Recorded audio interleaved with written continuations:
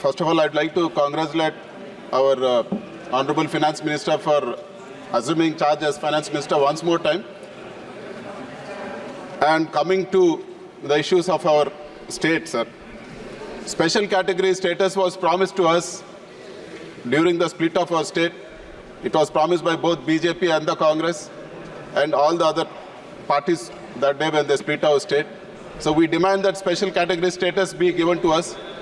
And we don't believe in this package what is being given, sir. The package is like a myth. And they're just talking about one or two things which are part of AP Reorganization Act and saying this is a package. We are not acceptable for this package.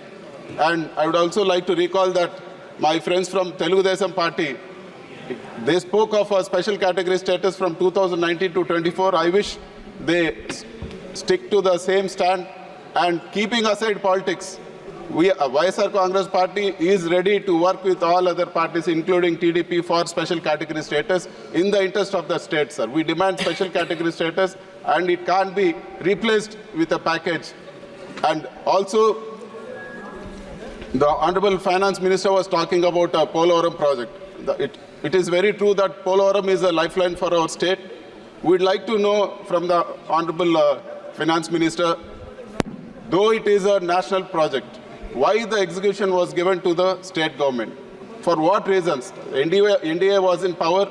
The whole issue, giving execution to the state government is sort of blunder for this project, sir. The whole project has been messed up, and it was accepted at 2014 rates, which is not at all acceptable. It's 10 years now. Who is going to bear the cost of the escalation? And one more, sir. We'd like to know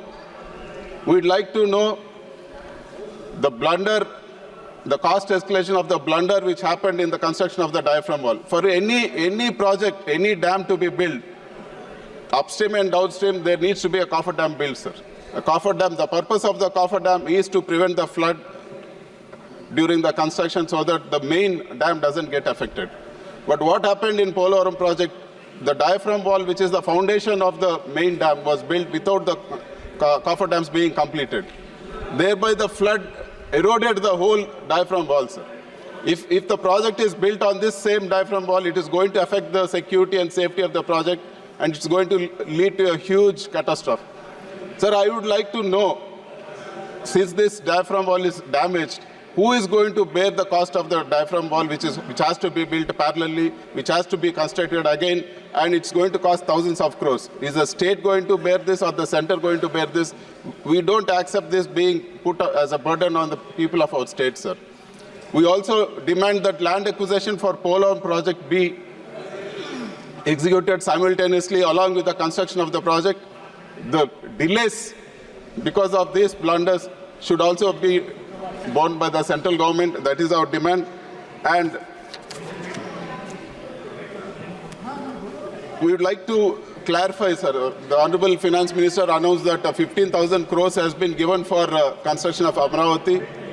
If this is a loan, who is going to bear this, and what is the advantage for the people of our state? Is it part of the FRBM limits given to our state, or is it is over and above that?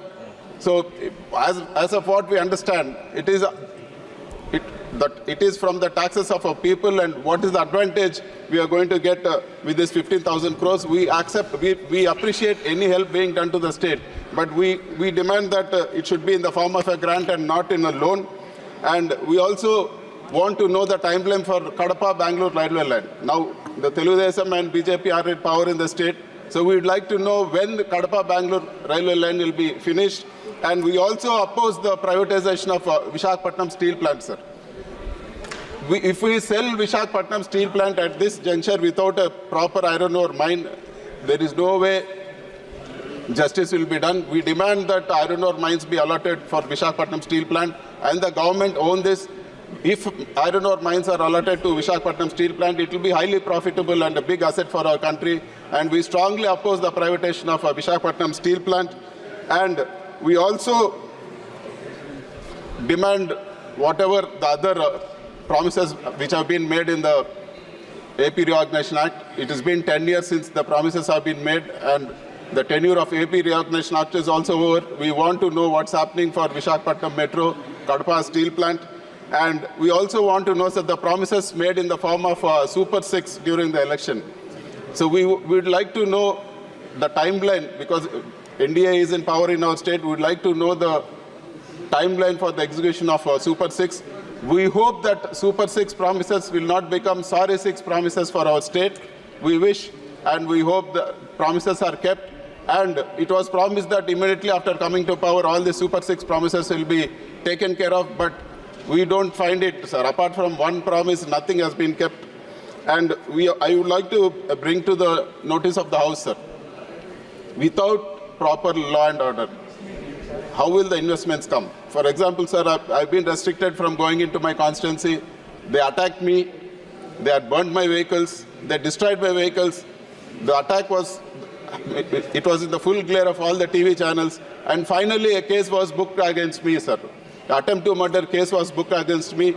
After an attack happened on me, a reverse case was booked against me. Such is the law and order situation. If the law and order situation is so bad in our state, how will investments come into our state, sir? I demand from the government that law and order be restored in our state and all the violence has to be put an end. And I would also request the government not to cut down on the spending of the 11 lakh crore capital expenditure for various other reasons. And also, I demand that MSMEs be given a top priority, because MSMEs constitute 30% of our GDP and 45% of our exports. They have huge issues in raising capital, sir. So, and they also have huge issues in regulatory compliances. So if these things are taken care of, MSMEs will grow further, and it's good for the economy of our country. And it is one of the major step we need to take for achieving a 5 trillion economy, and hoping that the Honorable Finance Minister will answer to all our concerns. I end this speech. Thank you very much. Thank you. Through Subrayan.